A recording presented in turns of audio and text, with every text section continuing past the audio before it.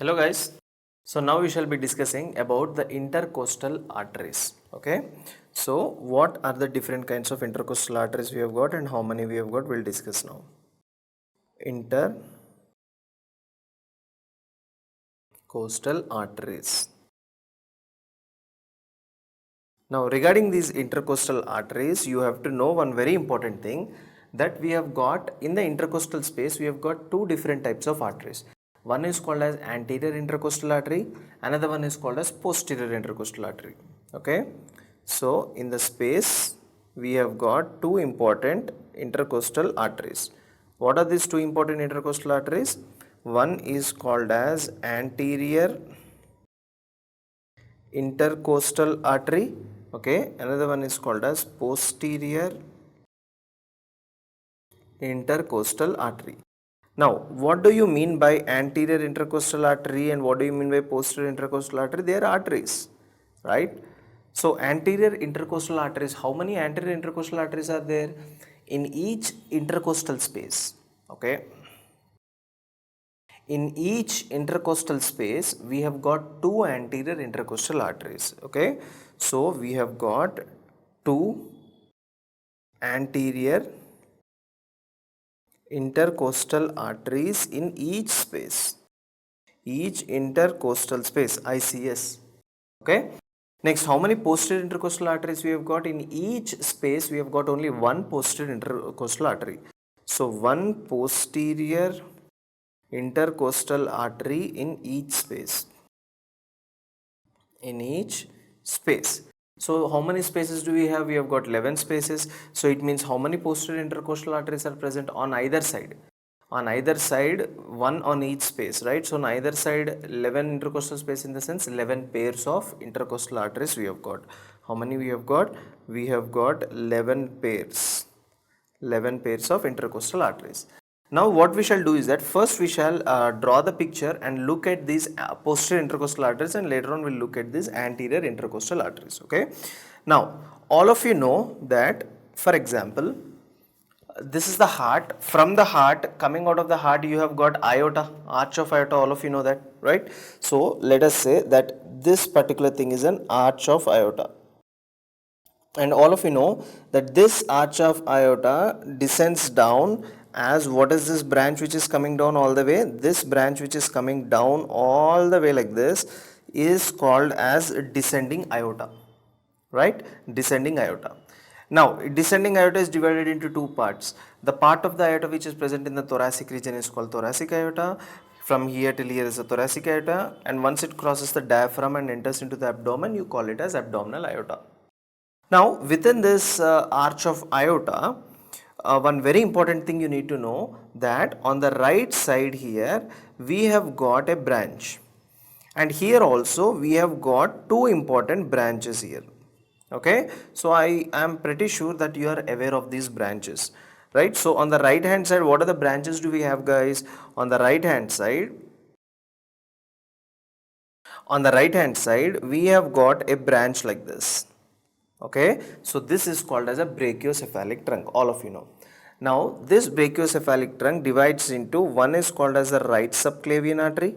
This is your right subclavian artery, and next we have got something called as common carotid artery. On the left side, we have got a common carotid artery, left common carotid artery separately emerging, and we have also got a left subclavian artery that is coming out.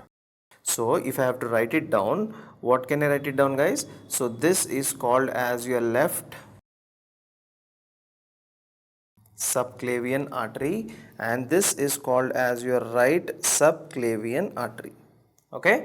Now coming out of your right subclavian artery and left subclavian artery on both the sides, here you have got a branch that is coming out.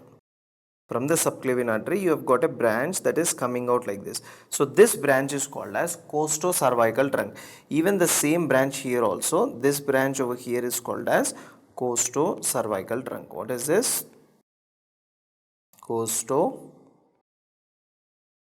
cervical trunk. What is this branch? This is costo-cervical trunk. From the costo-cervical trunk, you have got another branch that is coming all the way down like this. This is called as superior intercostal artery. Here also, the branch that is coming down all the way like this is called as superior intercostal artery. Okay. So what is this branch? This is called as superior ICA in the sense intercostal artery. So three branches we have discussed so far. What is the first branch? We have discussed superior intercostal artery, costo-cervical trunk, and the left subclavian artery tributary is there. I mean both of these. Okay. So these are the branches. Now from this picture whatever I have drawn, how are the posterior intercostal arteries coming out? Okay, so always remember that this is the right side, so all the branches which I am drawing on the right side are called as right posterior intercostal arteries, and this is on the left side, so all the branches here are called as left posterior intercostal artery. Okay, now coming to this, what are the branches and how many branches do we have? See, from this part, that is superior intercostal artery, right, from the superior intercostal artery we have got two branches that are coming out. Let me draw these branches with the black color. Okay, so we have got two branches, that is 1 as well as 2. So the first two posterior intercostal arteries, they arise from which part? They arise from the superior intercostal artery, which is a branch of costo-cervical trunk, which is in turn a branch of a subclavian artery. So on the left hand side also, the first branch and the second branch, they arise directly from the superior intercostal arteries. So just to name it here, this is the first branch. First, what is this? First, right posterior intercostal artery. Second, right posterior intercostal artery. Then what about the third? Then what about the third? All the way from third till 11th. Okay, all the way from third till 11th, all these arteries, they directly arise from the descending thoracic aorta or the descending aorta. Okay, so all of you can look here. Let us say this is the third one. Okay, this is the third one on both the sides. Next we have got, this is the fourth one on both the sides. Okay, next we have got the fifth one on both the sides. 5, 6, 7, 8, 9, 10, 11. Okay, so on both the sides we have got what? We have got the third posterior intercostal artery, fourth posterior intercostal artery, fifth, sixth, seventh, 8th, 9th, 10th as well as the 11th one. Okay, and finally one last branch you just have to remember, that there is one branch that is coming out like this down, right, which is below the ribs, anything below is called sub, ribs are called costa, so this artery should be called as subcostal artery, right. So this artery over here is called as subcostal artery, and all these numberings which I have given here, all these are the posterior intercostal arteries. So from this picture what did you understood, guys? You understood that the first one and the second one, first posterior intercostal and second posterior intercostal, are directly emerging from this particular from this particular superior intercostal artery.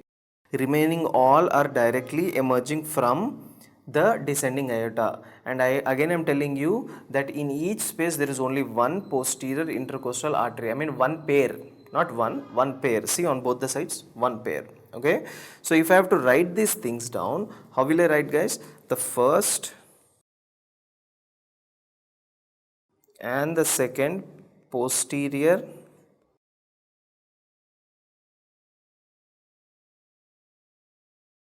intercostal artery,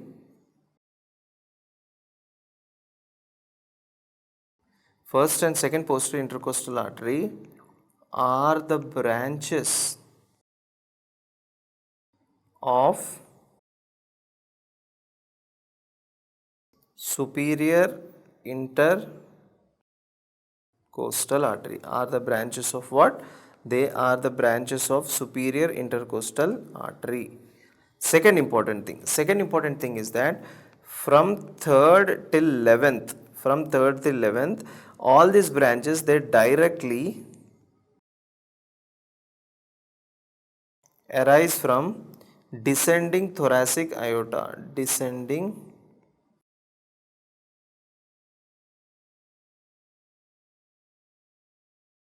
They directly emerge from the descending thoracic aorta. So they are directly emerging from the descending thoracic aorta. Right? So I hope till here you understood. Right? Now this is a picture which I am showing it to you from the front. Right? So from the anterior or the posterior view, this is how the picture you would see. Now what I am doing is that, what I will do is that right now I will make a section like this. See, I am cutting this down like this, and from the top I am looking down. Okay, so I am making a transverse section of my body and looking from the top and seeing how these arteries are arranged. So in this section I can see both anterior intercostal and posterior intercostal. Okay, so anteriorly, on the front, what do I have? I have got sternum. On the back, what do I have? I will have my vertebra, right? So let us say that anteriorly I have got the sternum like this. Anteriorly, this is my sternum. And posteriorly here, what do I got? What have I got? Here I have got the body, right? And all of you know this picture, right? So this is the centrum part, and here we have got the arch. So these are the transverse process like this, spinous process, and again you have got the transverse process. So this is a typical vertebra, right? Now here all of you have to keep in mind one thing, that this branch whatever I'm drawing right now, right, this is called as a descending aorta. So right from the descending thoracic aorta only, you have got posterior intercostal artery. See, one on the right, one on the left, right? So you have got a posterior intercostal artery all the way from the right. You have got a posterior intercostal artery all the way from the left. So what are these two? This is called as left posterior intercostal artery, and this is called as the right posterior intercostal artery. So left posterior intercostal and right posterior intercostal. Now let us leave this story here. Now when you come down over here, you have got two important branches like this.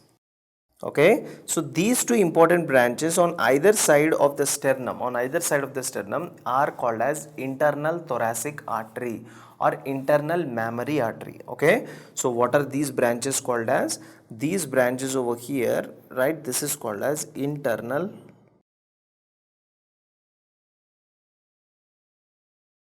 thoracic artery.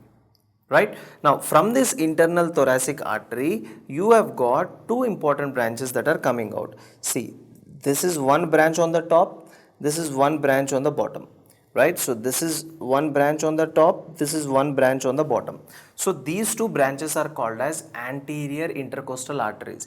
In the starting I told you how many anterior intercostal arteries we have got. We have got two anterior intercostal arteries in each intercostal space. So in each intercostal space, two means two pairs. Okay, I have to write it as two pairs. So one pair, two pairs. So two pairs I have got. See, both the sides, yes or no? Now what is going to happen? What is going to happen is that this right posterior intercostal artery will directly come and anastomose with the anterior intercostal artery, right? So here also it will come directly and anastomose with this anterior intercostal artery, and this right posterior intercostal artery and left one will also give one more branch like this, right? This branch is called as a collateral branch. So here also it is going to give one more branch, and this is called as collateral branch.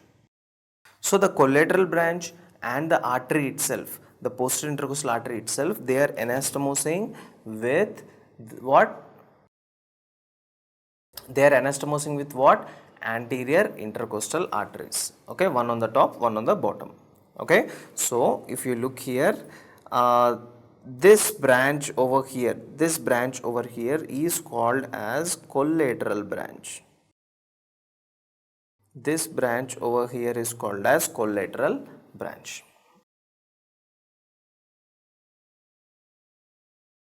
collateral branch. So now you understood everything. So, and by the way, this is a picture when you are looking from the top, as I have already told you, right? So let us say this is one intercostal space. Just think this picture is a picture from one of the intercostal space.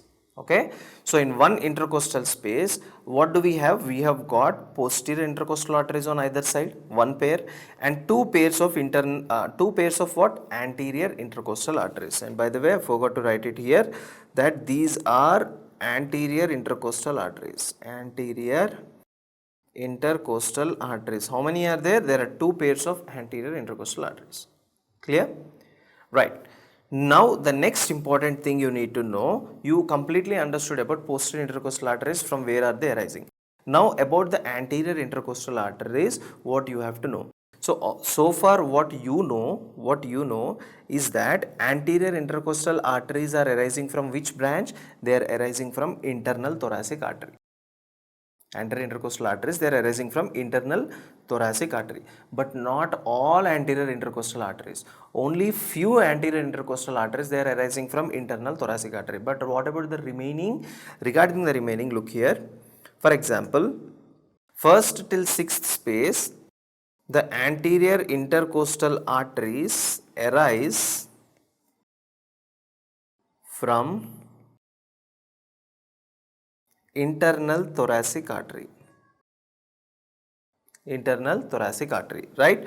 But what about the seventh? All the way from the seventh till the ninth space, the anterior intercostal arteries in these spaces, they don't arise from internal thoracic artery. So the anterior intercostal arteries from these spaces, they arise from musculophrenic artery. I will tell you where is this musculophrenic, what is this musculophrenic later on. Just remember it as a point, okay? I'll draw it and I'll tell you later on.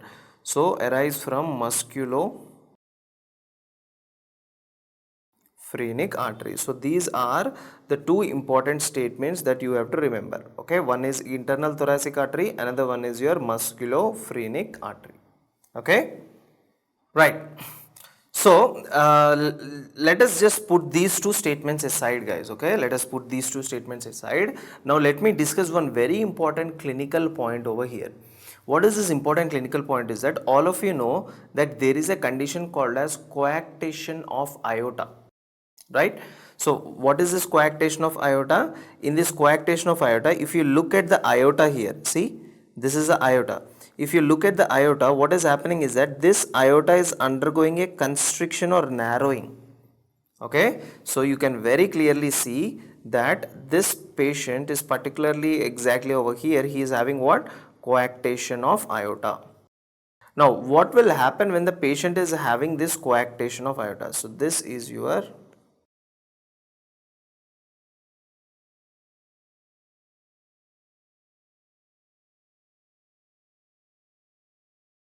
coarctation of aorta. So what would happen if a patient is having this particular coarctation of aorta?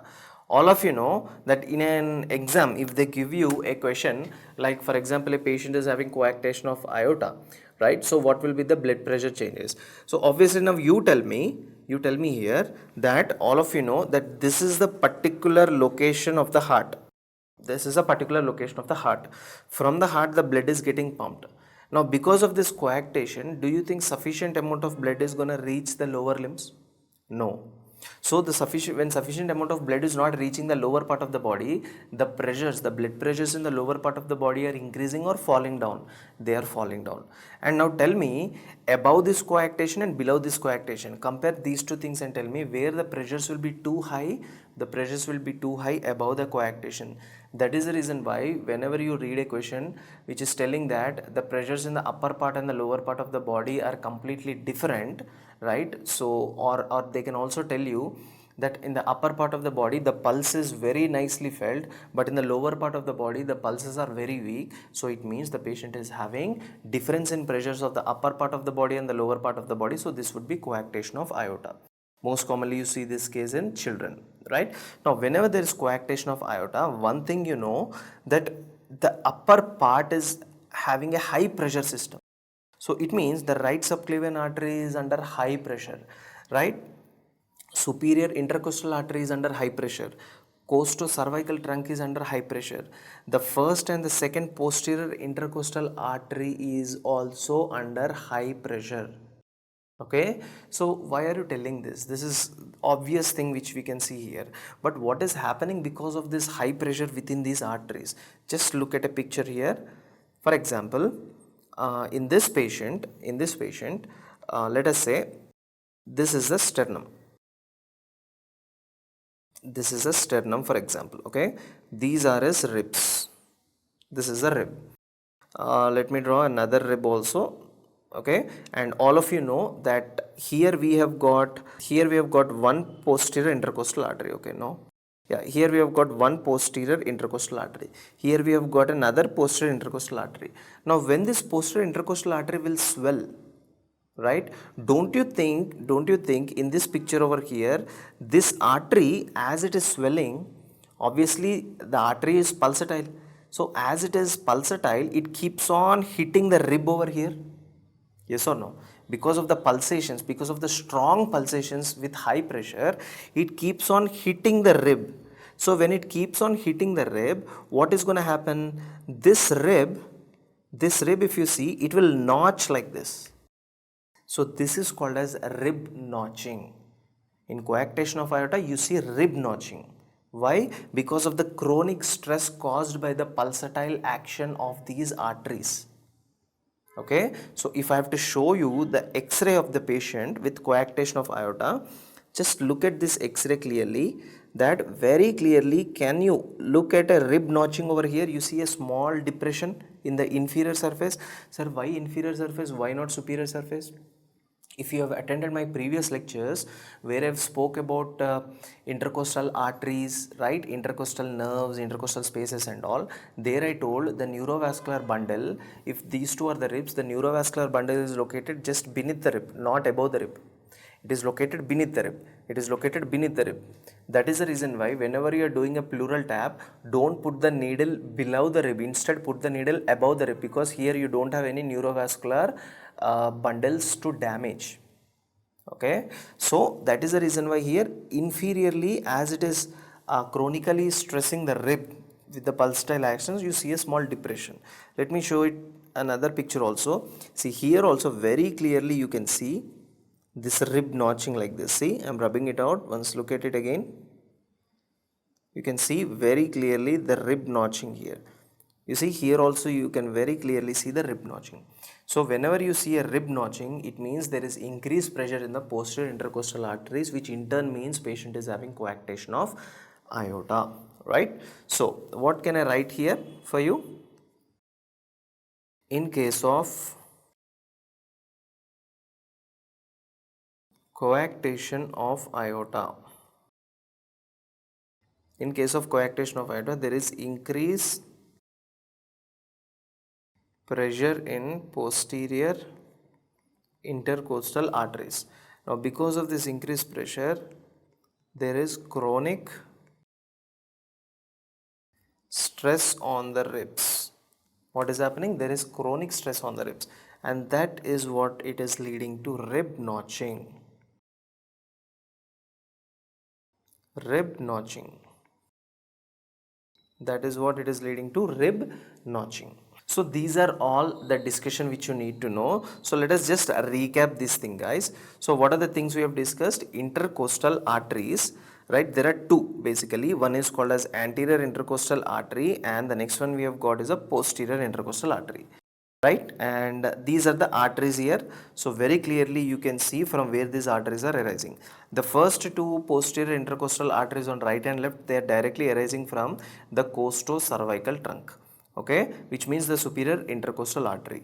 So yeah, this is one of the very important thing which you have to keep in your mind, that first and second, they are arising from the superior intercostal artery, whereas this third to 11th, right, they are arising directly from the descending thoracic aorta. So this is a typical intercostal space having what arteries? It is having left in posterior intercostal, right posterior intercostal. It is also having collateral branches, anterior intercostal. So I also told you anterior intercostal arises from the internal thoracic artery, right? And not to forget that this point is very, very important, that from the 1st to 6th space, anterior intercostal artery arises from the internal thoracic. From 7th to 9th space, it arises from the musculophrenic. I will tell you what is musculophrenic in the next video. Okay, so this is called as rib notching over here.